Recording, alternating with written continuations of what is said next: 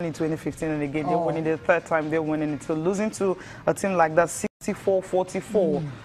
It was awful, but then they bounced back. It was a bad loss. It was a bad loss. Yeah, beating Interclub. I think that's a good one because Interclub, you know, we talked about them, one of the biggest clubs when it comes to exactly. You know, so for them to beat them, that's very commendable. So that's what we're saying. And there's a bit of shining light from this particular First Bank side Dominic as well Wilson. too. Dominic Wilson, not a lot is known about her in this side of the world, and got signed by First Bank apparently for this championship.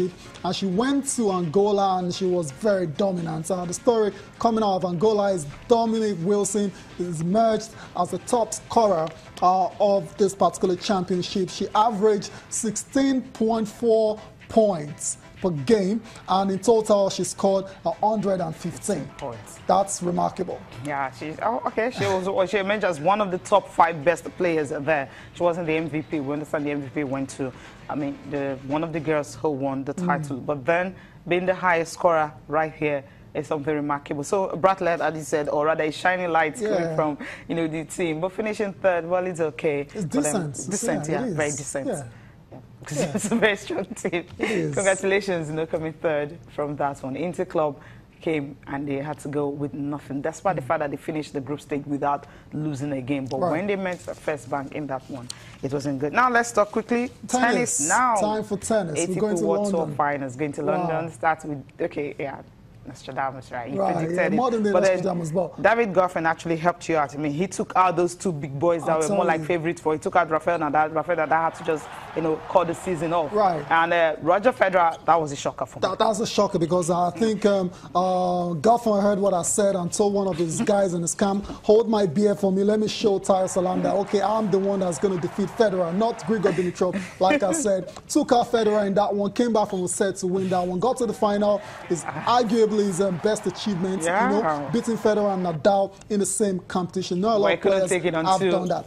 But taking on Dimitrov, who I thought was going to be the champion, I just felt it. And it was a very close game, a lot closer than what we saw in the group stage. Very close. The group stage was a blowout. You know, we said he destroyed, we actually destroyed him in that one. But this time around, I think Goffin may have watched some clips and just think of how he was going to handle it. I mean, but his backhand, though, I mean, I don't know, Dimitrov, I think it took him so long to get to this stage at 26 before he finally, you know, started bringing in that Federer kind of game into his own performances. But on the night, he was really good. Goffin was good. Goffin was good in that, as well. In that first set that went almost 1 hour.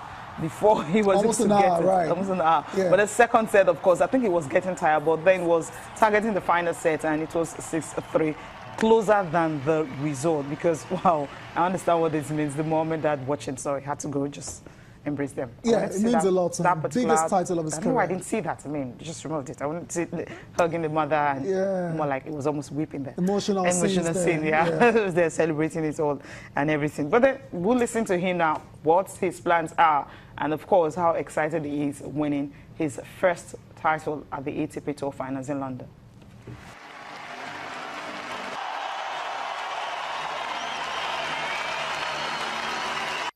David deserves an unbelievable credit for this tournament. I think he's done so well to beat Rafa, Roger, and I mean to be so successful for the first time, both of us, to play on such a stage, and it's just a tremendous effort. I'm really happy to share this final with him, and I wish I could share it with him, to be honest. First time both of us on the final, but yes, there's only one winner, and I'm just glad that I just managed to keep my emotions and everything on the low as I could. I mean, if not, it was very hard to play against him. I mean, basically just find what I can do better, simple as that, and improve. That's about it. I mean, we all know how to play tennis, but if I want to start winning even bigger titles and be even more consistent, I definitely need to keep improving. And I'm absolutely satisfied with those 2 weeks that I did here with the preparation and everything. But you know, there's a lot to go on from now on.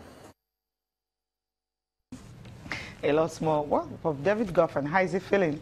Let's listen to him. I proved to myself that yeah, I'm in the right place, and I deserve to be here in this tournament. And then match after match, I took more confidence until the final. So I'm proud of what I've achieved, even if I'm disappointed about the final, but I gave everything. I have no regrets after the final, and anyway, it was a great week, so yeah, I think I'm a better player. Great match, great atmosphere, and next week it will be also something different, playing for my country against France, in France, in an amazing stadium, 27,000, so it will be noisy, but we will see. We try to rest a little bit and be ready for another tough weekend. Yeah.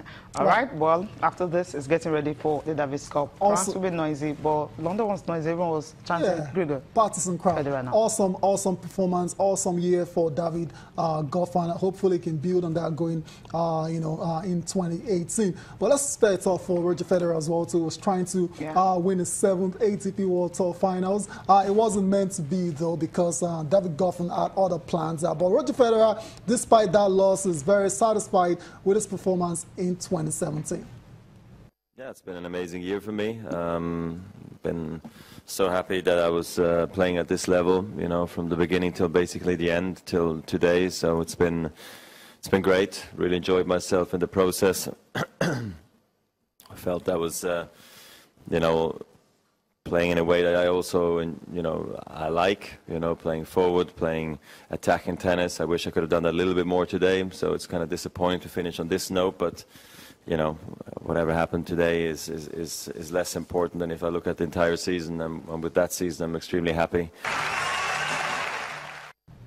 Yes, Roger Federer, there's 7 titles he's won this season. No one saw it coming at all, Cecilia, so we have to give him all the credits in the world. 2 Grand Slams inclusive as well. Basel, Shanghai Masters, Wimbledon, Halle, Miami Masters, Indian Wells, and Australian Open. What a year is that? 36 years of age. Yeah, it's the best year ever for me. Ever. So we'll see what's going to happen in 2018, but we know it's going to be very tough. All these young stars in 2018, Roger Federer, Rafael Nadal, Andy Murray coming back, and Novak Djokovic, Stan Wawrinka, all of them coming back. For a great 2018. Get ready for a great 2018. We'll go for a break now. We'll come back.